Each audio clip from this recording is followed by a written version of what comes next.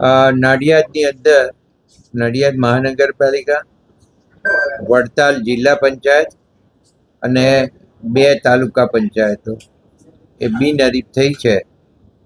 આમ તો ચૂંટણી આ વખતે લડીને જીતવાનું છે એવો અમારો દ્રઢ નિશ્ચય હતો.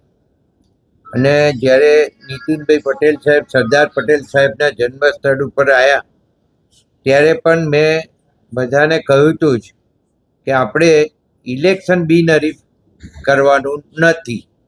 બધાએ ચૂંટણી ડોર ટુ ડોર કેમ્પેનિંગ કરી, પ્રજા પાસે જઈ, પ્રજા પાસે મત માગી અને ચૂંટણી જીતવાની છે. એટલે અમારો કોઈ પ્રયત્ન આ બિનહરીફ કરવા માટેનો હતો નહીં. છતાંય આ 3 બેઠકો મહાનગરપાલિકાની બિનહરીફ થઈ છે. અને વડતાલની સીટ એ લોકોએ ગામવાળાએ બધાએ નક્કી કરી, 3 ગામ ભેગા થઈ અને બિનહરીફ કરી છે. એટલે આ રીતના એવી જ રીતના 2 તાલુકા પંચાયતો બિનહરીફ કરી છે.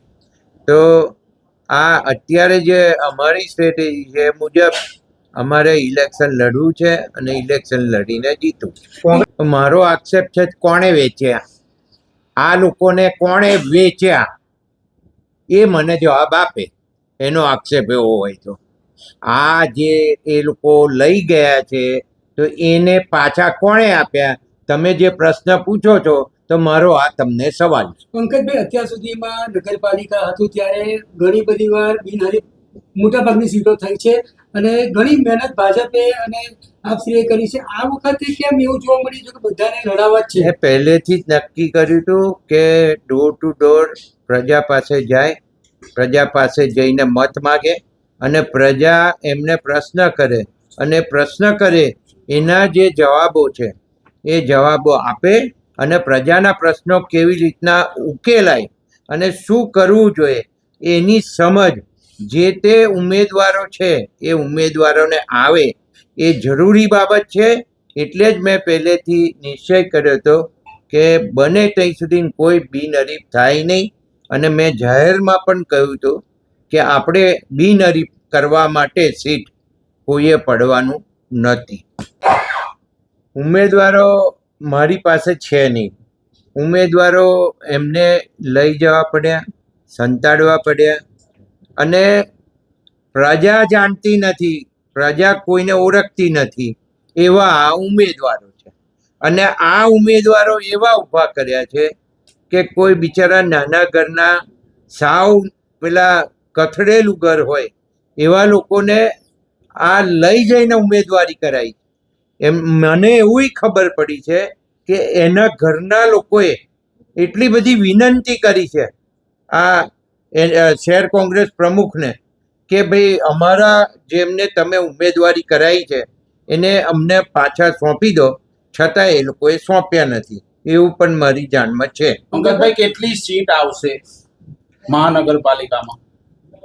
આજે ફોર્મ બધા ભરાઈ ગયા છે અને હું અત્યારે એનું અવલોકન કરવા બેસીશ અને પછી મારી સ્ટ્રેટેજી નક્કી થશે. અને ભારતીય જનતા પાર્ટીની સ્ટ્રેટેજી તો છે જ. અને ભારતીય જનતા પાર્ટીના અમારા પ્રધાનમંત્રી નરેન્દ્ર મોદીથી માંડી, અમિતભાઈ શાહ સાહેબથી માંડી અને અમારા સીએમ ભૂપેન્દ્રભાઈ પટેલ અને પ્રદેશ અધ્યક્ષ જગદીશભાઈ અને જિલ્લા પ્રમુખ નૈનાબેન અને સમગ્ર પાર્ટીના કાર્યકર્તાઓ એ જે સાથે લાગી અને અમે રિઝલ્ટ લાવવાના છીએ. એની અંદર હું અત્યારે એવું માનું છું કે લગભગ 46 કે 48 સીટ 100% આવશે. મારી જાણમાં નથી, મારો એ વિષય નથી અને હું એમાં પડતો નથી. એટલે જ મેં પહેલેથી કહેલું કે મારે કોઈ બિનહરીફમાં પડવું નથી અને હું ક્યાંય નીકળ્યો નથી અને હું ક્યાંય એના માટે જવાનો નથી. આવું સ્પષ્ટતાથી મેં કહ્યું. 30 વર્ષમાં પહેલી વખત કોંગ્રેસે 50 ઉમેદવારોને મેન્ડેટ આપ્યા છે. આપની કાર્યકાળ દરમિયાન આ પહેલી વખત 50 ઉમેદવારો આપ્યા હોય તો 50 ઉમેદવારને એમને સંતાડી રાખવાની શું જરૂર પડી? એ લોકોનો આક્ષેપ છે કે ભાજપ વાળા ધાક ધમકીઓ આપે છે. ભાજપ વાળા કોઈ ધાક ધમકી આપતા નથી અને કોઈ ધાક ધમકી આપી નથી.